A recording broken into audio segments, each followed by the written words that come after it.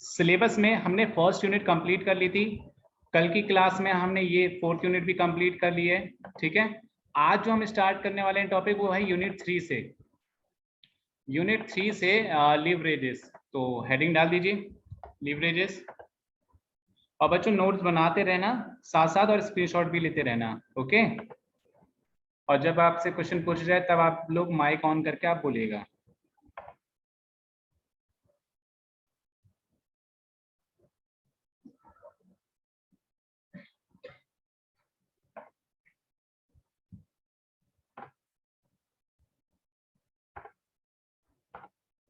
देखो बच्चों, पहले लीवरेजेस पढ़ाने से पहले हमें समझना पड़ेगा कि एक्चुअली लीवरेजेस क्यों कॉन्सेप्ट डेवलप हुआ है या इसका क्या यूजेस हैं, और उससे पहले हमें पता होना चाहिए कि कंपनी का कैपिटल स्ट्रक्चर क्या होता है।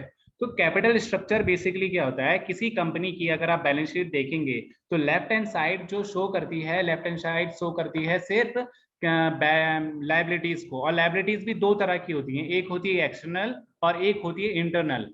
तो एक्सटर्नल लाइबिलिटीज तो वो होती हैं जहां से हमने क्रेडिटर्स से रॉ मटेरियल परचेज किया होगा या हमारे कुछ बिल्स अभी हमने पे करने रह गए होंगे, तो वो एक्सटर्नल को हमने कंसिडर नहीं करना कैपिटल स्ट्रक्चर में। कैपिटल स्ट्रक्चर होता है जहां पर हमने इंटरनल फंडिंग से हमने फंड जनरेट किए होते हैं for the development of the company. तो जैसे कि शेयर होल्डर्स हैं, डिबेंचर हैं या बैंक लोन है, जो जो भी लॉन्ग टर्म हमारी बोरोइंग्स होंगी वो सारी कहलाती है हमारी कैपिटल स्ट्रक्चर। अब कैपिटल स्ट्रक्चर में बेसिकली क्या आने वाले हमारे शेयर्स और डेट। डेट का मतलब क्या होगा, DEBT। डेट का मतलब क्या होगा कि वो फाइनेंस जिसके लिए हमने रिटर्न के बेसिस पे इंटरेस्ट देना होता है, मींस उनको हमने एक फिक्स रेट ऑफ इंटरेस्ट से हम उसको इंटरेस्ट पे करेंगे।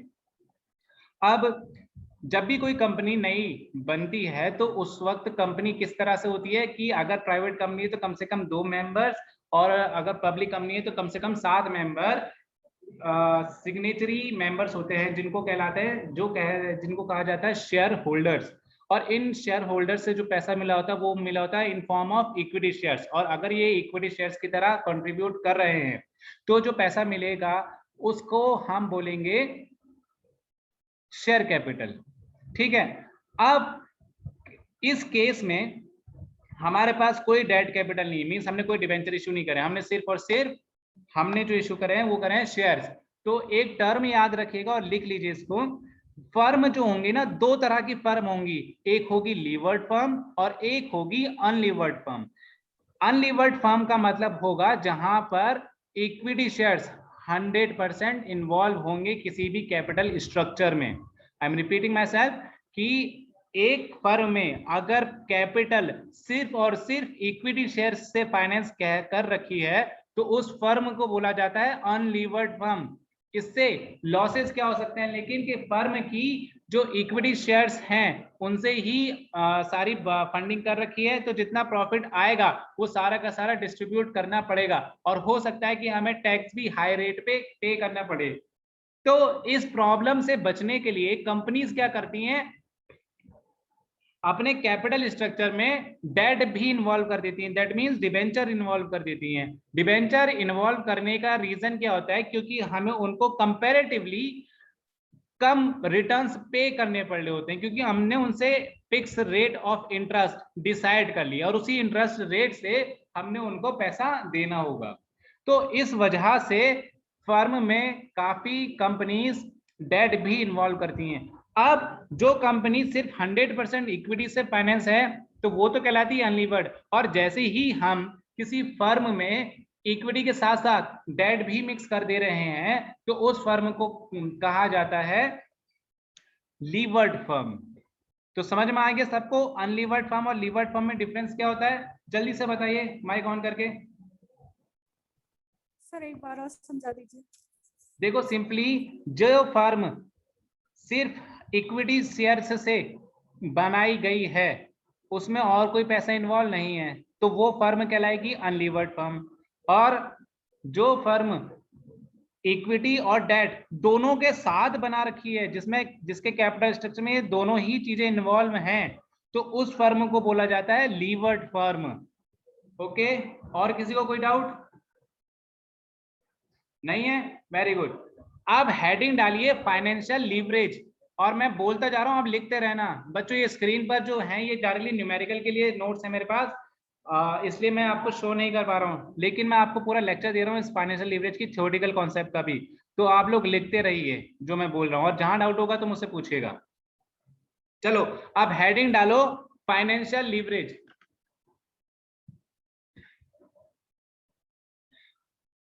Financial leverage.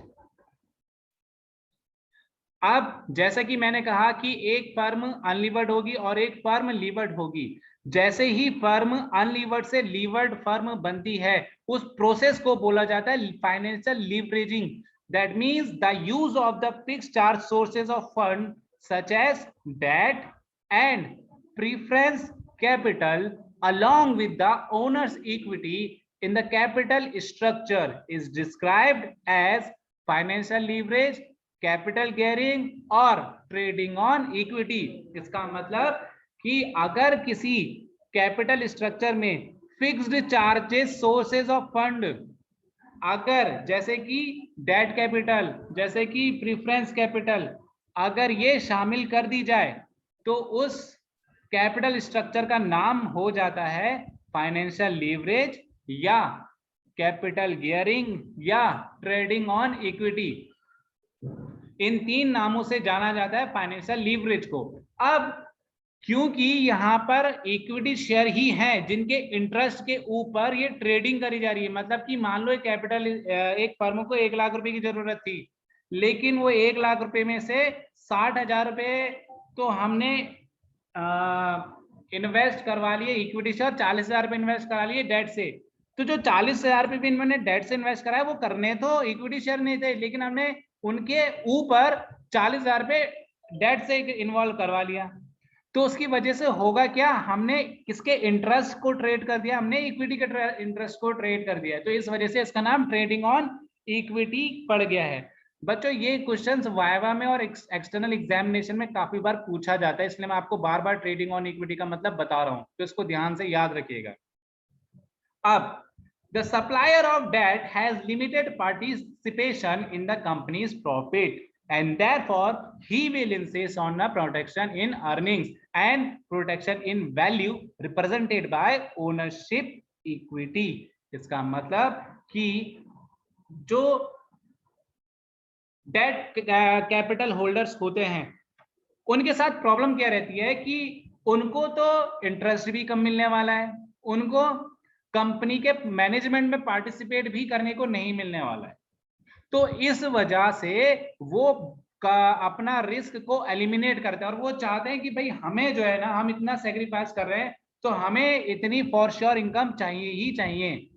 तो इस वजह से आपको क्या करना पड़ेगा, हमारे लिए आपको हमें before interest I mean before tax, मतलब टैक्स काटने से पहले आप हमें पैसा दोगे, और प्रॉफिट हो या लॉस हो दोनों ही सिचुएशन में भाई हमें अपना इंटरेस्ट चाहिए, क्योंकि हम तो अपना मैनेजमेंट में पार्टिसिपेट भी नहीं कर रहे हैं और ना ही हम आपसे ये कह रहे हैं कि हमें हाई अर्निंग दीजिए, हम तो फिक्स रेट ऑफ इंटरेस्ट से मांग रहे हैं, है ना। तो इस वजह से वो लोग अपनी इनकम अश्योर्ड चाहते हैं और इसी वजह से उनको प्रॉफिट हो या लॉस हो सबसे पहले पेमेंट करना पड़ता है हमें डिबेंचर होल्डर, जिसको मैं डेट बोल रहा हूं। ठीक है। अब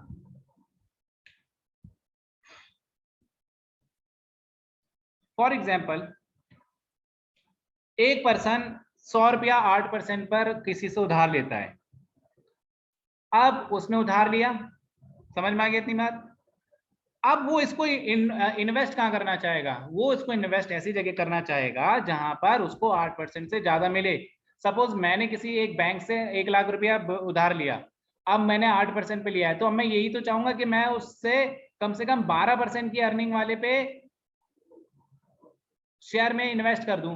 तो जो 8% होगा मैं अपने बैंक को उसका इंटरेस्ट दे दूंगा और जो बचेगा बीच में 4% वो मेरा प्रॉफिट हो जाएगा। लेकिन अगर मुझे प्रॉफिट नहीं होता, सपोज मैंने 8% पे तो ले लिया था लोन, लेकिन जब मैंने शेयर मार्केट में लगाया तो वो सिर्फ 6% ही इंटरेस्ट उसने जनरेट करके दिया, तो जो 2% का लॉस है ना वो भी तो मुझे ही बियर करना पड़ रहा है। तो इस वजह से यहाँ पर एक रिस्क जनरेट हो जाता है जिसको हम फाइनेंशियल रिस्क भी बोलते हैं या इंटरेस्ट रिस्क भी बोल सकते हैं। अब इस रिस्क को एलिमिनेट करने के लिए ही फाइनेंशियल लीवरेज डेवलप किया गया है। तो फाइनेंशियल लीवरेज के लिए एक कॉन्सेप्ट ये भी कहा जाता है कि जितना ज्यादा फाइनेंशियल लीवरेज इन्वॉल्व होगा, मींस दैट कैपिटल इन्वॉल्व होगी, उतना ही कम हमें रिस्क फेस करना पड़ेगा, और जितना कम डेट कैपिटल है उतना ज्यादा हमें रिस्क भी फेस करना पड़ेगा। इतना किसी को कोई डाउट?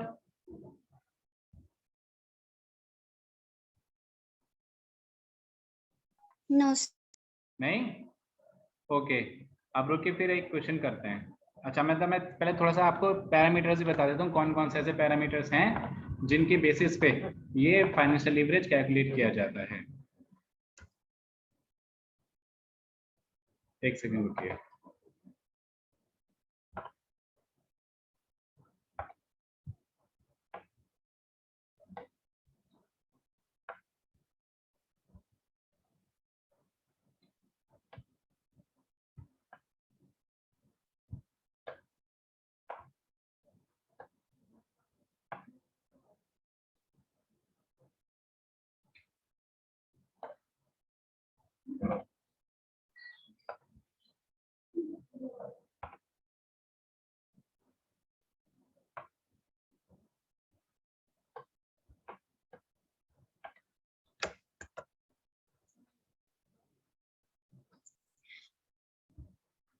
चलिए हेडिंग डालिए बच्चों, हेडिंग डालो आप।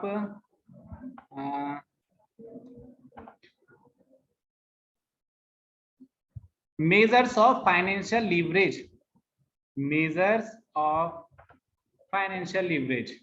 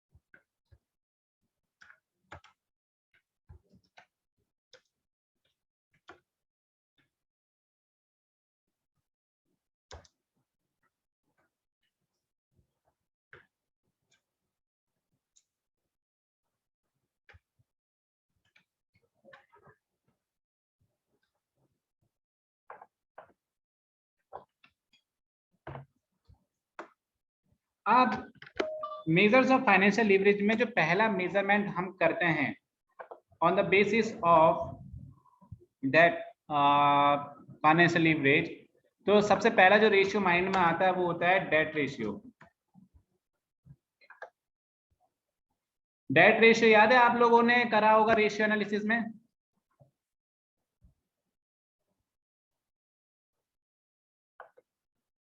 क्या होता था डेट रेशियो, कुछ याद है अगर किसी बच्चे को तो बताइए। डेट रेशियो में बेसिकली डेट कैपिटल डिवाइड किया जाता था। एक सेकेंड,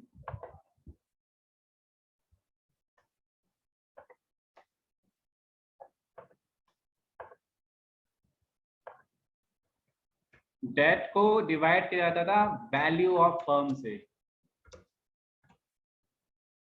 वैल्यू ऑफ फर्म से।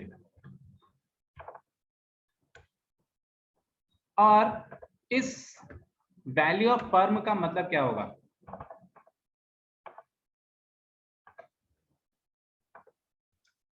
इस वैल्यू ऑफ फर्म का मतलब होगा date plus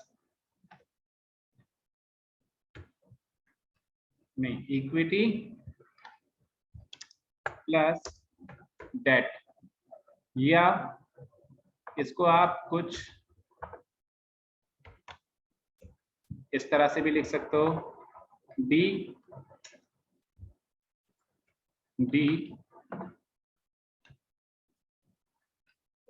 over E plus D, और इसको हम बोलेंगे L1। देखो किसी फर्म में कितना लीवरेज का अमाउंट चल रहा है, कितना परसेंटेज लीवरेज इन्वॉल्व है, उसको चेक करने का तरीका क्या होता है कि आप सिंपली ये चेक कर लो कि उसमें डेट कितना इन्वॉल्व है। तो पहला जो रेशियो माइंड में आता है वो आता है डेट रेशियो। और डेट रेशियो में क्या होगा, इसको हम L1 भी बोलते हैं। हम सिर्फ एक रेशियो देखेंगे। रेशियो क्या देखेंगे हम, कि जो डेट है उसको टोटल कैपिटल स्ट्रक्चर में कितना अमाउंट मिला हुआ है। तो मान लो मेरे कैपिटल की जरूरत थी 1 लाख, जिसमें मैंने 60,000 तो इक्विटी से करा और 40,000 पे मैंने डेट से करा। तो जरा बताओ डेट रेशियो कितना आ जाएगा। अगर 40,000 रुपये डेट की वैल्यू है और 60,000 इक्विटी की वैल्यू है, तो बताओ, जल्दी से बताओ, जल्दी बताओ बेटा, फिर आगे का टॉपिक करेंगे तभी।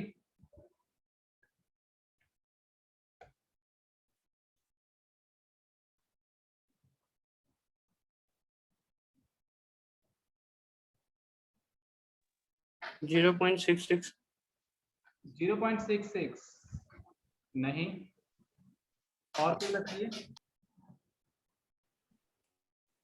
Sir 0.4 very good, 0.4। क्योंकि डेट की वैल्यू कितनी है 40,000, तो न्यूमरेटर की वैल्यू होगी 40,000 डिवाइडेड बाय, मैंने कहा 60,000 इक्विटी और 40,000 डेट, तो 60 प्लस 40 कितना, 1 लाख। तो 40,000 डिवाइडेड बाय 1 लाख होगा, तो सीधे सीधे वैल्यू कितनी हो गई 0.4। अगर मैं इसमें इंटू 100 भी कर दूं तो कितना बन जाएगी वैल्यू, 40% बन जाएगी। ठीक है, तो 40% हमारा आंसर हो जाएगा उस केस में। दूसरा जो हमारे पास रेशियो होता है फाइनेंशियल लीवरेज कैलकुलेट करने का, वो होता है debt equity ratio. Debt equity ratio, और इसके लिए हम करते क्या है, सिंपली डेट और इक्विटी के बीच चेक कर लेते हैं कि कितनी वैल्यू है। तो इसका सिर्फ इतना ही फॉर्मूला होगा। अब जरा बताओ सेम एग्जांपल में मुझे आंसर कितना आएगा, कितना आएगा बच्चे। 40,000 पे अगर हमारा डेट है और 60,000 पे हमारी इक्विटी है, तो आंसर कितना होगा डेट इक्विटी रेशियो का, 0.66 0.66। ओके, और कोई, और कोई कुछ बोलना है। ठीक है, 67% भी हम बोल सकते हैं अप्रोक्सीमेटली। ओके, देन नेक्स्ट, तीसरा रेशियो जो इस कैटेगरी में हमारे पास रहेगा वो हो सकता है interest coverage ratio. Interest coverage ratio, interest coverage ratio आपको बेटा माइक बंद करो जिसका भी खुला है। गीतिका बेटा माइक बंद करो। चलो, इंटरेस्ट कवरेज रेशियो। अब इंटरेस्ट कवरेज रेशियो अगर आपको याद होगा तो हमने क्या किया था कि ईबीआईटी याद है। ईबीआईटी का मतलब होता था इंटरेस्ट, रुक जाओ पहले लिख ही देता हूं, सबसे टॉप में तो आ जाएगा ईबीआईटी और डिवाइडेड बाय आ जाएगा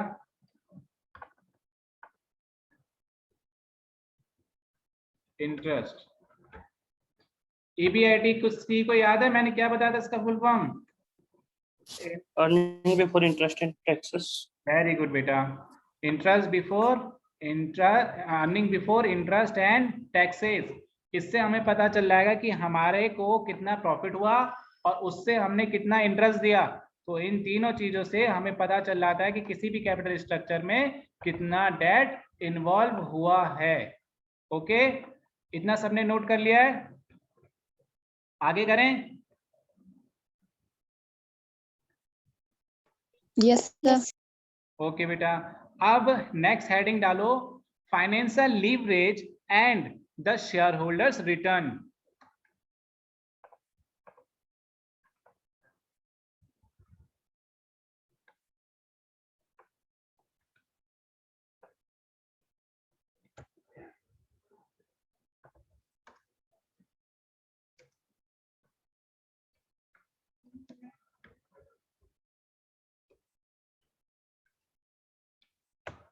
financial leverage and the share holders return.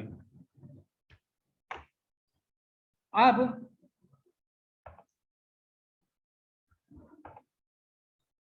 The primary motive of a company in using financial leverage is to magnify the shareholders return under favorable economic condition. इसका मतलब कि किसी भी कंपनी का primary motive होता क्या है फाइनेंशियल लीवरेज को रखने का, वो ये होता है कि जो हमारे शेयर होल्डर्स हैं उनको फेवरेबल इकोनॉमिक रिटर्न्स मिल सके फेवरेबल इकोनॉमिक कंडीशन में. The role of financial leverage is magnifying the return of the shareholder is based on the assumption that the fixed charges fund such as the loan from financial institutions and banks or debentures can be obtained at a cost lower than firm's rate of return on net assets. इसका मतलब कि हम ये मान्यता के साथ चलेंगे, means कि हमारी अजम्पशन रहेगी कि जो फिक्स्ड चार्जेस सोर्सेस हैं हमारे पास, जैसे कि लोन है, डिवेंचर्स है, ये हमेशा उस रेट पर मिलते हैं जो कि इक्विटी शेयर पर होने वाले रिटर्न या net return on net asset से कम होता है. इसका मतलब द फिक्स चार्जेस सोर्सेस और debt capital is a cheapest source of fund. तो इस चीपेस्ट सोर्स ऑफ फंड के बेसिस पे ही हमारी अर्निंग बढ़ती है. अब वो अर्निंग बढ़ेगी कैसे बच्चों? हमारे पास कुछ पैरामीटर्स होते हैं जिसमें सबसे पहला पैरामीटर होता है ईपीएस. ईपीएस का फुल फॉर्म कोई बताएगा मुझे? ईपीएस किसको कहा जाता है? Earning per share. ठीक है, अब इसको कैलकुलेट कैसे किया जाता है, कोई ये बता सकता है? किसी को कोई भी आइडिया अगर है तो बताइए.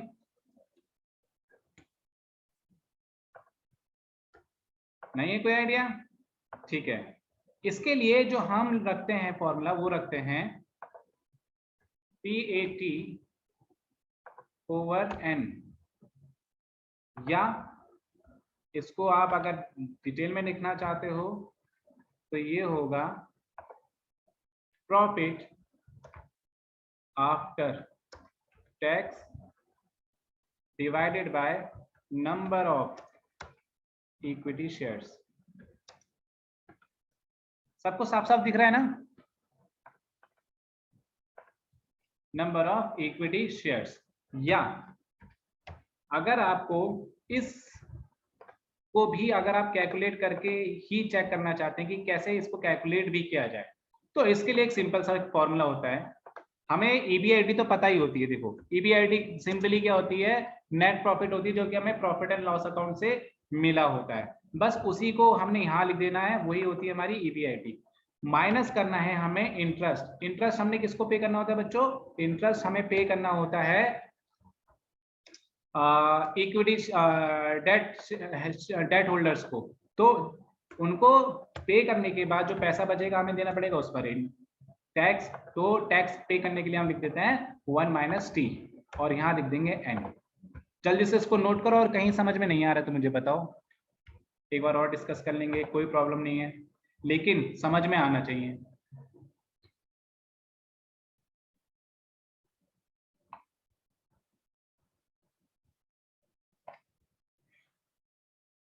कोई डाउट?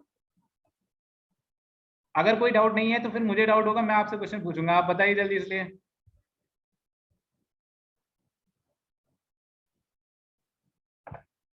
ठीक है, चलो आप मुझे बताओ, अगर मैं ये फॉर्मूला लिख रहा हूं तो ये कौन सी फर्म के लिए होगा? लीवर्ड फर्म के लिए होगा या अनलीवर्ड फर्म के लिए होगा? ये बताइए जल्दी बताइए, कौन सी फर्म के लिए होगा ये?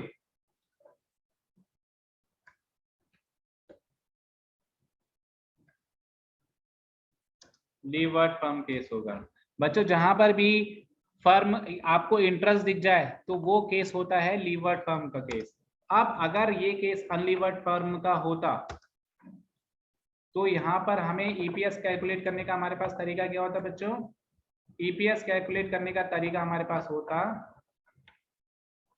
हम सीधे सीधे लिख देते हैं ईबीआईटी.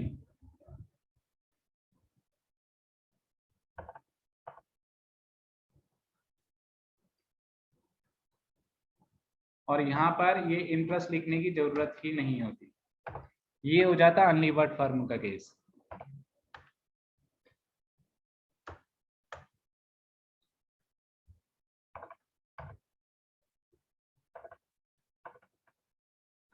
इतना डिटेल क्लासिफिकेशन आपको और कहीं नहीं मिलेगा। अगर कोई डाउट होगा तो आप मुझसे पूछते भी रहो बच्चों, फिर आप लोग एग्जाम्स में सिर्फ आंसर ही ढूंढते रह जाओगे, नहीं मिलेंगे कहीं। ये तो रही बात ईपीएस की। अब अगर फर्म को रिटर्न ऑन इक्विटी फाइंड करना हो तो बच्चों रिटर्न ऑन इक्विटी भी कुछ इसी तरह से ही कैलकुलेट किया जाएगा।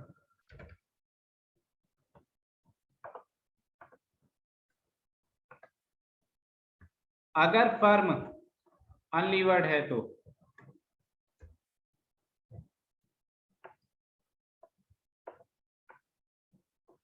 अगर फर्म लीवर्ड है तो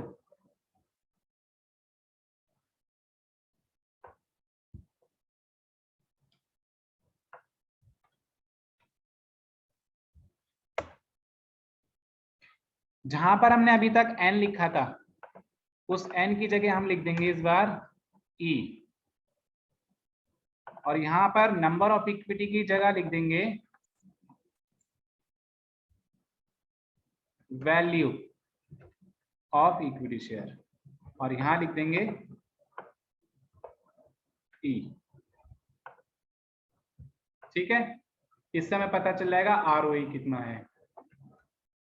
नेक्स्ट, अगर फर्म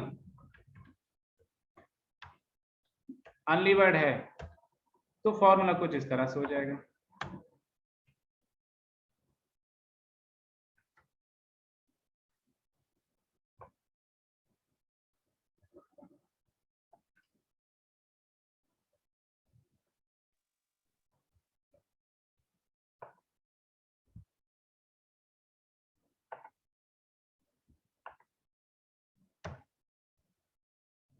बस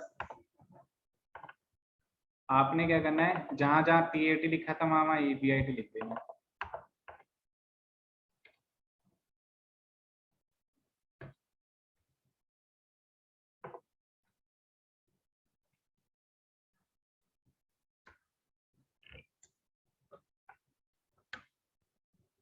ये फॉर्मूला हो जाएगा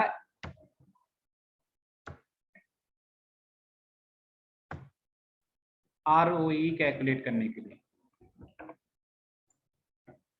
बच्चों जल्दी से बताओ, अगर कोई डाउट है तो डिस्कस करते हैं, अदरवाइज एक न्यूमेरिकल कर लेता हूं मैं।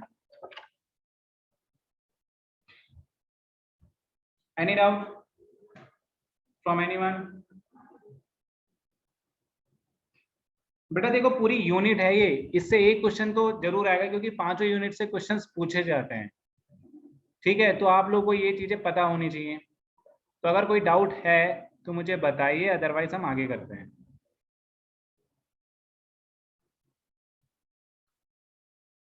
कोई डाउट नहीं है?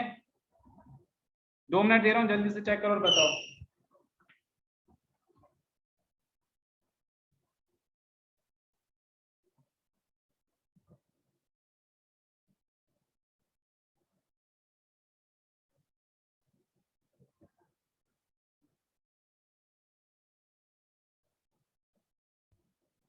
जब आप बताओगे बच्चों तभी हम आगे नेक्स्ट टॉपिक करेंगे।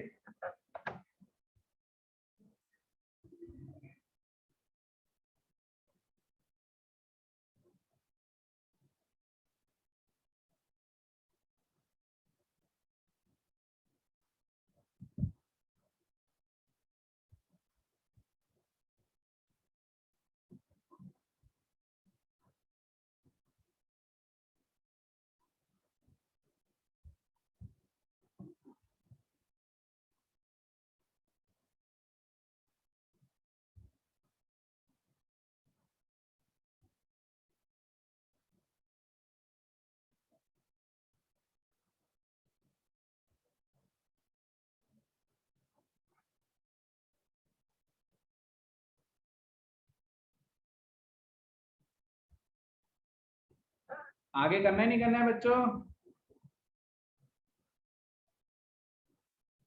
यस सर, करना है। कंप्लीट हो गए? लो जल्दी से फिर क्वेश्चन नोट करो एक।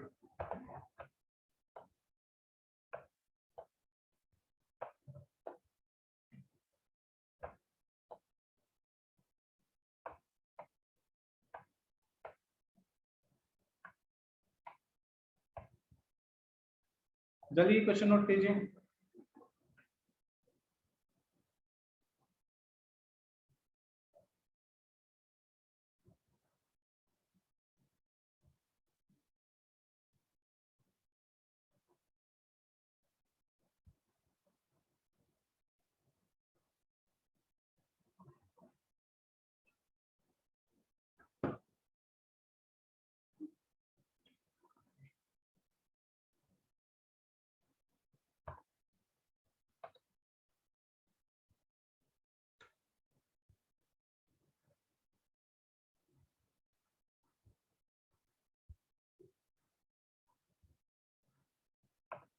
कर लिया?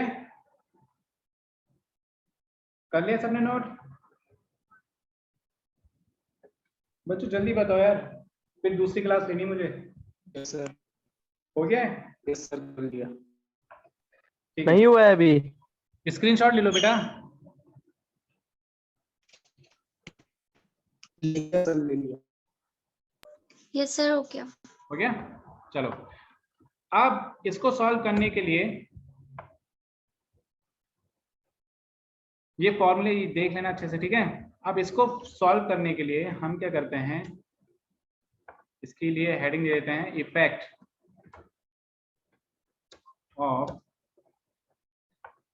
इफेक्ट ऑफ फाइनेंशियल प्लान्स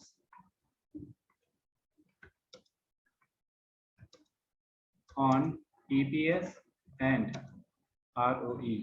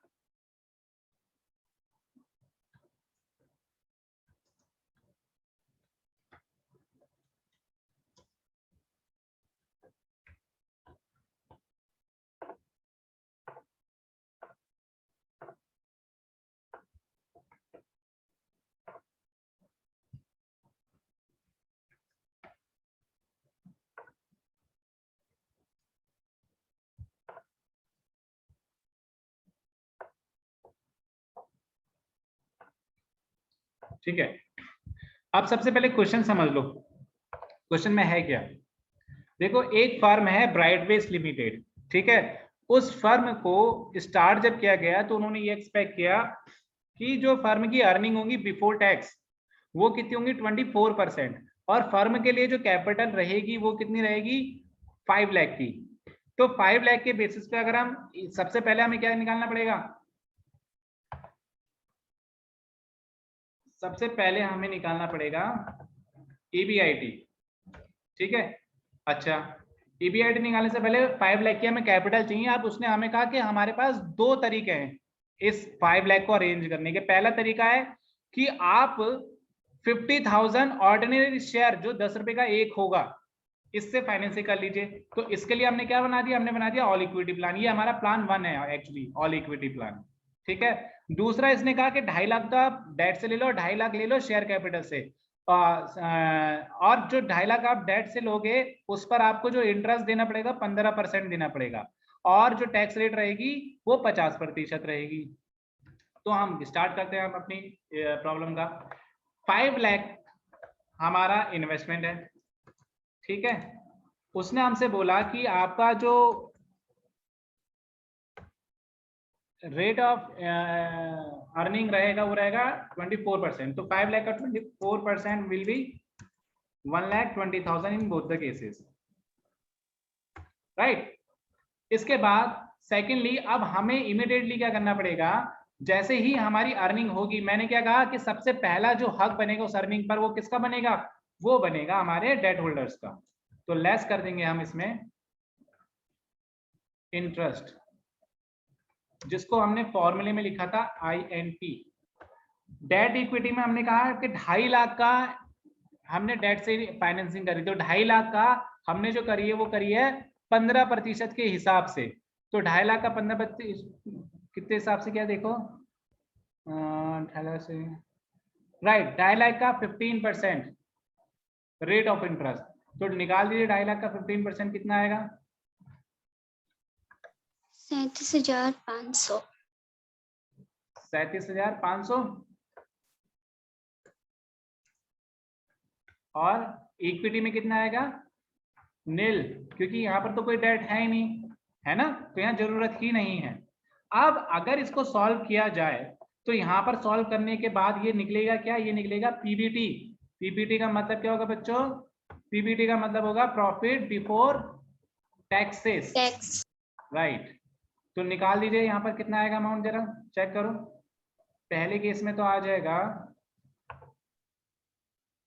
82,500 और दूसरे केस में रहेगा 1,20,000। सही है। अब प्रॉफिट बिफोर टैक्स के आने के बाद अब हमारी जिम्मेदारी सबसे पहले ये बनती है कि सबसे पहले हम गवर्नमेंट को उसका पैसा दे दें। और गवर्नमेंट का पैसा किस फॉर्म में हम देंगे उसको, टैक्सेस। और टैक्सेस की रेट कितनी थी बच्चों, 50%। तो 50% के हिसाब से यहाँ पर पहले केस में कितना हो जाएगा, 41,250 और यहाँ हो जाएगा 60,000। ठीक है। तो ये जो आप पैसा निकल के आएगा बच्चों, ये क्या बन जाएगा, ये बन जाएगा profit after tax tax. Calculate करो कितना आएगा। पहले केस में हो जाएगा 41,250, दूसरे केस में हो जाएगा 60,000। इतना समझ में आ गया सबको। अब बच्चों पीएटी है ना, ये PAT actually final residual income है। तो अब अगर मैं ये देखूं पहली फर्म के केस में, पहली फर्म के केस में मेरे इन्वेस्टर कितने थे, डेट इक्विटी में मेरे 2 इन्वेस्टर थे, एक था इक्विटी शेयर होल्डर और एक था होल्डर। और दोनों को मैंने मिलाकर कितनी अर्निंग लाके दी है मुझे ये चेक करना पड़ेगा, है ना। तो इसको मैं लिखता हूं total earnings of the investors, total earnings of the investor. और इसमें हम क्या करेंगे, पीबी ये interest I plus E, I mean P कर देते हैं इसको, वेट, इसको लिख देते हैं इंटरेस्ट प्लस पीएटी। अब देखो ये जो इंटरेस्ट है ये तो हमने दिया किसको, डेट होल्डर्स को, और जो पीएटी दिया हमने किसको दिया, ये हमारे इक्विटी शेयर होल्डर्स को। तो जरा पीएटी और इंटरेस्ट को जोड़ दो, कितना आ रहा है। पहले केस में कितना बनेगा, पहले केस में बनेगा 78,750 और दूसरे केस में कितना बना, वहां पर तो 0 था इंटरेस्ट, तो यहाँ सीधे सीधे हो जाएगा 60,000। इस लाइन में किसी को कोई कंफ्यूजन है तो बताओ।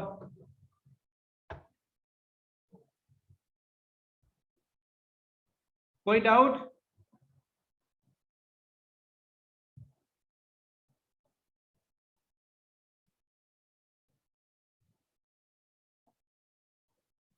अच्छे से देख लो। अब मुझे अगर कोई डाउट नहीं तो मुझे एक जवाब दो, आपके हिसाब से कौन सा प्लान कंपनी के लिए ज्यादा अच्छा है, किसको ज्यादा फायदा होगा, प्लान ए ज्यादा फायदेमंद है या plan B? Plan A. Plan A, क्यों, रीजन? उसका रीजन यह है कि यहाँ के शेयर होल्डर इन्वेस्टर ज्यादा पैसा कमा रहे हैं। ठीक है। अब हम देखते हैं कि शेयर होल्डर को कितना एक शेयर पे पैसा मिल रहा है। तो नंबर ऑफ इक्विटी शेयर्स लिखते हैं पहले, नंबर ऑफ इक्विटी शेयर्स। पहले केस में 25,000 रहेंगे इक्विटी शेयर और यहाँ रहेंगे 50,000। इनके लिए हमने कहा था हमारे पास जो पैरामीटर रहेगा वो क्या रहेगा, ईपीएस। और ईपीएस कैलकुलेट करने का तरीका मैंने अभी आपको यहाँ पर बताया है, ये पीएटी ओवर एन।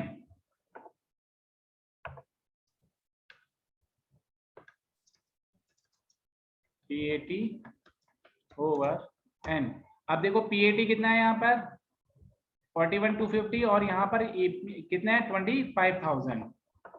तो इसको सॉल्व कर लूंगा अगर मैं, तो ये बन जाएगा 1.65, मतलब एक शेयर पर उसको 1 रुपया लगाने पर ₹1.65 मिल रहा है, और दूसरे केस में हो जाएगा 1.20। तो जरा देखो यहाँ पर भी हमारी बात प्रूफ हो रही है कि हमारा फाइनेंशियल लीवरेज डालने से हमारे शेयर होल्डर को ज्यादा अर्निंग हो रही है। अब हम देख लेते हैं आरओई पे इसका फर्क क्या पड़ रहा है। आरओई का फॉर्मूला था पीएटी ओवर ई। पीएटी ये रहा, और ई का मतलब क्या हुआ, ई का मतलब होगा इक्विटी। इक्विटी शेयर की वैल्यू इससे 10 से मल्टीप्लाई कर दोगे तो पहले केस में 2.5 लाख और दूसरे केस में 5 लाख थी। तो पहले केस में जो वैल्यू बनेगी इसकी वो बनेगी 16.5% और दूसरे केस में बनेगी 12%।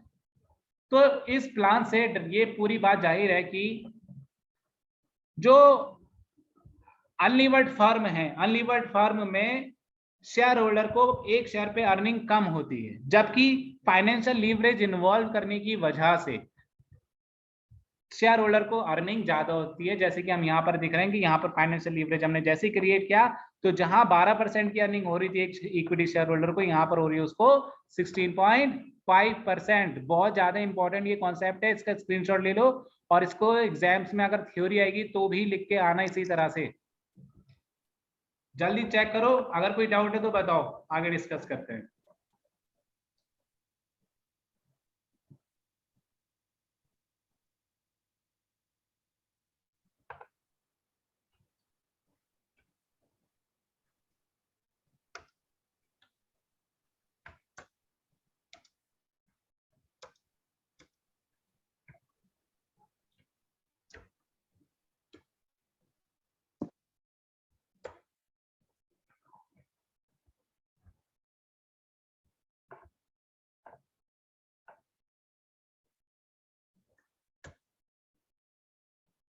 अब सबसे बड़ा सवाल कि अर्निंग में डिफरेंस आता क्यों है, जबकि कंपनी ने तो देखो 1,20,000 पे ही कमाया, लेकिन लीवर्ड और अनलीवर्ड फर्म के केस में ऐसा क्या हुआ कि जिसकी वजह से लीवर्ड फर्म तो ज्यादा अर्निंग करके दे रही है और अनलीवर्ड फर्म कम अर्निंग कर रही है।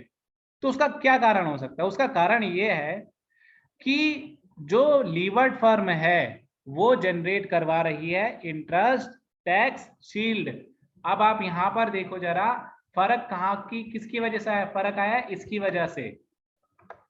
यह है उस फर्क का कारण कि यहाँ पर हमारे पास 60,000 रुपये हमने टैक्स दिया किसको, ऑल इक्विटी फर्म के केस में, और कम टैक्स दिया हमने लीवर्ड फर्म के केस में। तो इस इंटरेस्ट टैक्स शील्ड के लिए हमने कैसे चेक कर सकते हैं, डायरेक्टली किसी भी फॉर्मूला लगा के। तो इसका जो फॉर्मूला होता है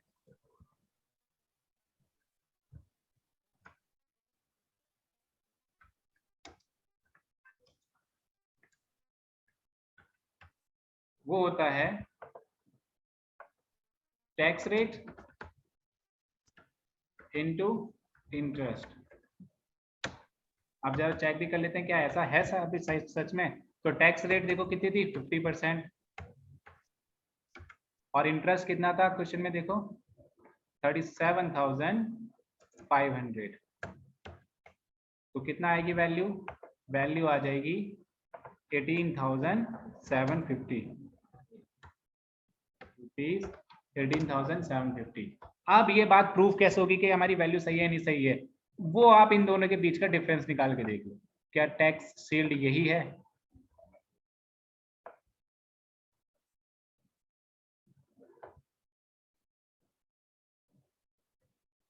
इसमें कहीं पर कोई प्रॉब्लम है तो बताइए, फिर मैं इसी टॉपिक से आपको असाइनमेंट देने वाला हूं। क्योंकि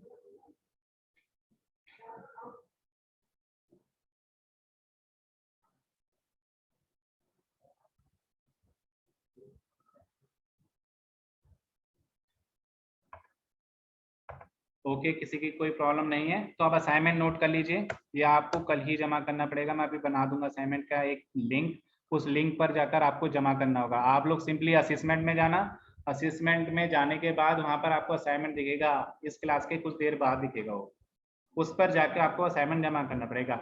आपको सेम प्रॉब्लम 3 तरह से करनी है, 3 केसेस में। केस 1 होगा आपने नो डेट केस करना है, मतलब कि कोई भी डेट इन्वॉल्व नहीं है। केस 2 केस 2 के केस में आपने करना है 50% डेट प्लान, मतलब कि आपको ये दिखाना है कि अगर हम कैपिटल स्ट्रक्चर में 50% डेट लेके चल रहे हैं तो क्या प्रभाव पड़ेगा। फिर तीसरा केस होगा 75% डेट प्लान। ये आप लोगों का असाइनमेंट है, नोट कर लीजिए, सेम प्रॉब्लम करनी है।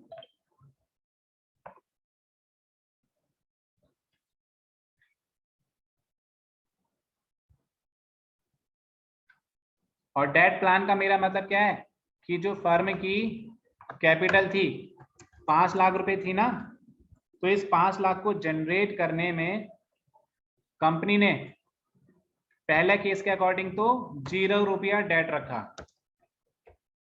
केस 2 के अकॉर्डिंग अगर हम देखें तो 50% है, तो दैट मीन्स कंपनी ने 2.5 लाख रुपए डेट रखा। और अगर थर्ड केस देखें तो कंपनी ने 3,75,000 डेट रखा। ये है आपका असाइनमेंट बेसिकली। अब इसके बेसिस पे ईपीएस और आरओई पे क्या प्रभाव पड़ेगा वो आपने बताना है। Okay,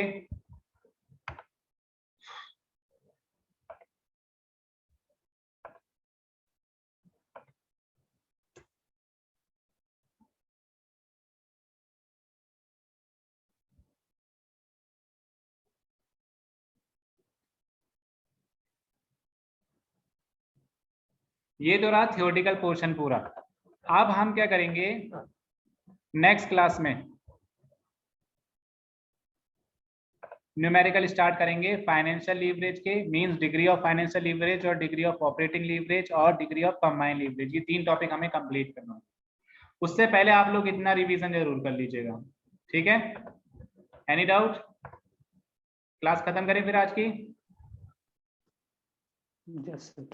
okay, thank you.